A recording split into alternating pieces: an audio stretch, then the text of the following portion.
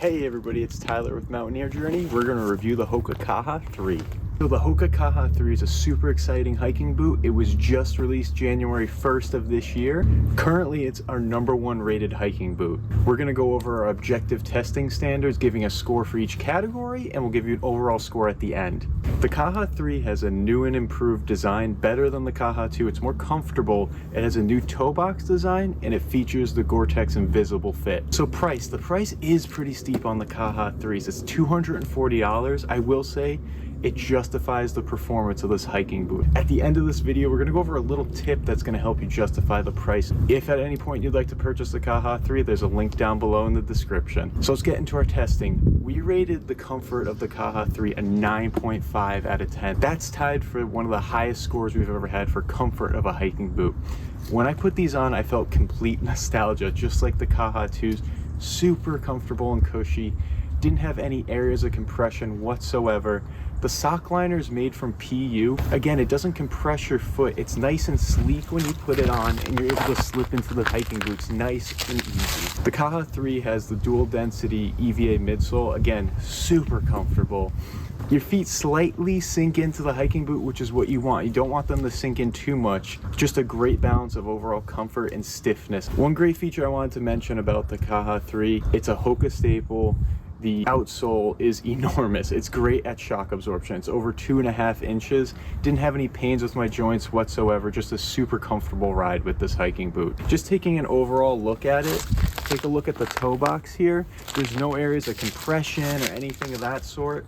I did not have to size up or down. I'm usually on the more wide size, but this is a normal fitting shoe. Didn't have any issues with that. The tongue is super well padded and comfortable, just like the Kaha 2. No areas of compression or anything like that.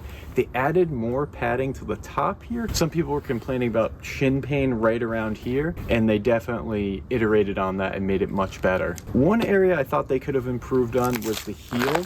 Just like in the Hoka Anacapa 2, they have the nice heel tab. This doesn't have it. There is padding there. I wish there was just a little bit more. Overall though, just a super comfortable hiking boot. One thing that makes the Kaha 3 even better is the meta rocker geometry. What that is Hoka has its own technology where they basically change the curvature of the footbed around the metatarsal heads. What that does is it allows for a more efficient stride that's natural and fast. These weigh 20 ounces, but I feel like I'm using a trail runner or even super lightweight hiking boot like the Salomon X4 Ultras. It feels like a super lightweight stride, which makes it even more comfortable on the trail.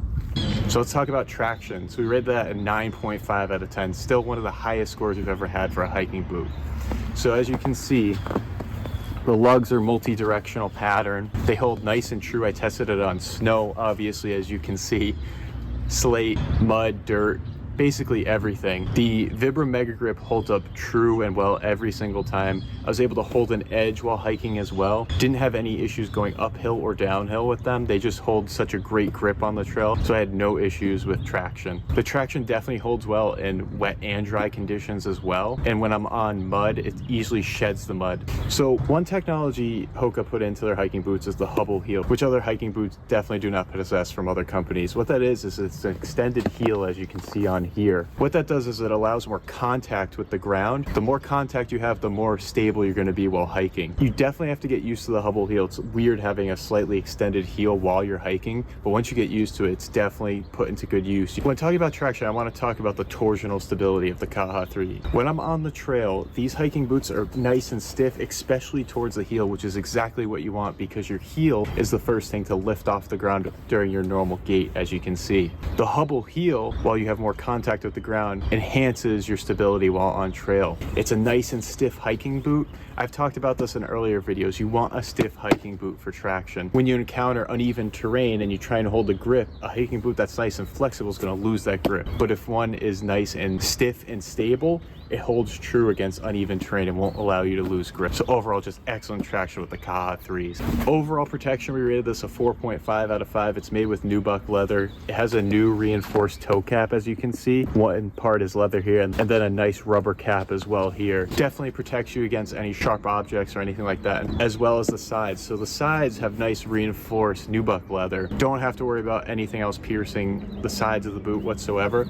Also, the fact that the outsole is 2 inches high, you won't have to worry about anything on the ground piercing the sides of your boot. It offers a gusseted tongue, so no debris entered my boot or anything of that sort. And then moving towards the heel, it has a nice reinforced heel. So again, no worries about anything sharp piercing your boot whatsoever. Like I said, this is good for trekking and backpacking trips, multi-day treks, anything of that sort. The Kaha 3 is going to hold up every single time.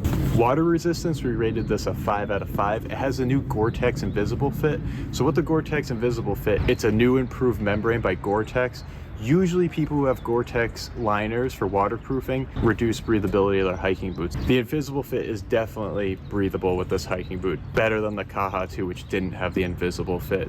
It worked well in our 10-minute submersion test. I also want to bring up the fact that the flood height is almost 7.5 inches on this boot, which is really high. It's like the Salomon Quest 4. So if you're crossing any creeks, anything like that, don't have to worry about wet feet. Fit for the Kaha 3, you're rated a 4.5 out of 5. One issue I had with the Kaha 2 was the fact that the metal rungs, the angle at which they're placed doesn't allow for nice tying. I felt like I wasn't able to get around these loops. I have to try multiple times to tie the boots, but other than that, they fit extremely well. More than enough room at the toe box, like I said. No areas of compression whatsoever. It did help my Achilles tendonitis because of the 8mm heel to toe draw. Otherwise, it's an excellent fitting boot. I would not size up or down. They also do come in a wide size for people who would like those. For stability and support, we rated this a 5 out of 5. This is definitely where the Kaha 3 stands out from the competition. It is extremely stable while on the trail. I didn't have any issues with slipping or anything of that sort. The base of the Kaha 3 is super wide, which allows great stability and support while on trail. One great aspect of the Kaha 3 is the fact that the ankle cuff goes super high.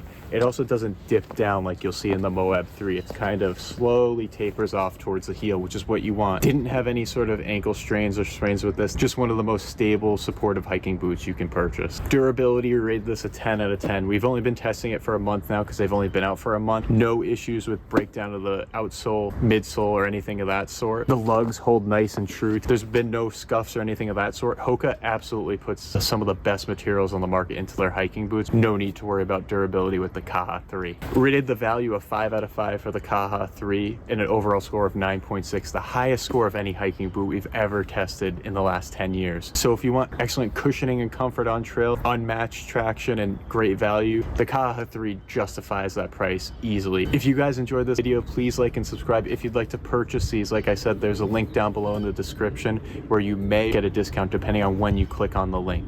So let's talk about price on these since they are pretty expensive at $240. The Kaha 2s came out at $240, and right now I did some research. People are reselling them on eBay used for anywhere from $100 to $140. It seems Hoka is going to come out with a new version of the Kaha every 2 years. So if you purchase the Kaha 3 at $240, think about reselling them on eBay for anywhere from $100 to $140, just like the Kaha 2s. That's one way you could justify the price and get some of your money back so you can purchase the new version. Thanks for watching, everybody. If you would like to check out our written article on the Hoka Kaha 3, visit our website, mountaineerjourney.com. Thanks for watching.